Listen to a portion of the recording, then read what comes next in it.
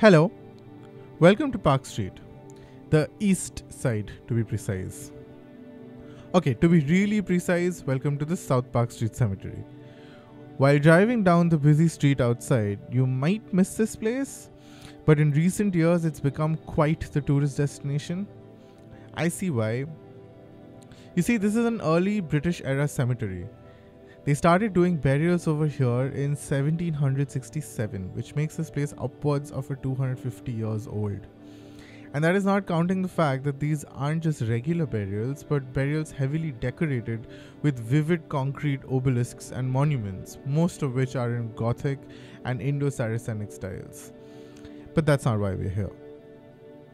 This cemetery is otherwise also known for having the final resting places of some actual famous people like Henry de Rosio and William Jones. But you probably already knew that. What we're here to see is the final resting place of Dickens. Not Charles, granted, but his second son, Walter's.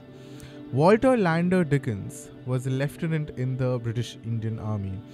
His travels in India were not really the best, considering he couldn't really get accustomed to the climate over here.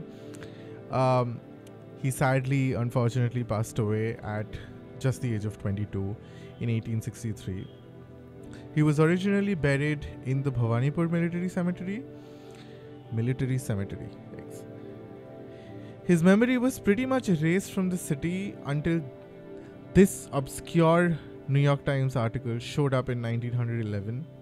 Since then, the grave and its tombstone had been languishing in the Bhawanipur Cemetery until 1987, when a few Jadavpur University students restored and moved the tombstone to this cemetery. Yeah, just the tombstone. The actual remains could very well still be in Bhawanipur. There's literally no way of knowing, and I'm not going there to find that out. Now, it's still here, back to being dilapidated. The guard here tells me that impending repair work has been delayed because of lockdowns. I hope they eventually do repair this. This is a very special piece of heritage in the city. If you want to get here, just drive down Park Street towards Park Circus. The cemetery will be to your right. Once inside, take the first right and walk next to the big white tomb. Right behind it, amidst some bushes, is this piece of brilliant history.